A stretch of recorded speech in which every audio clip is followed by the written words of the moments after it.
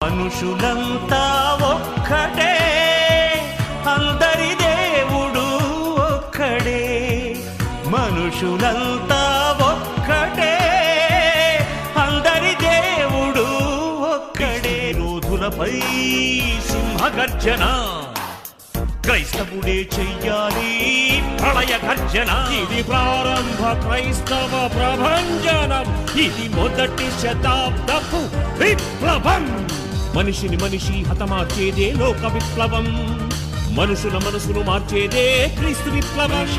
చరిత్ర ఉంది, బైబిలే దాన్ని తెలుపుతుంది. మనుషులందరిది మరో లోకమంది. తండ్రి బాధను తెలుసుకునే వారెవరున్నారు? తండ్రి మనసును తెలుసుకునే వారెవరున్నారు? శక పురుషుడు, యుగ పురుషుడు, ప్రపంచానికే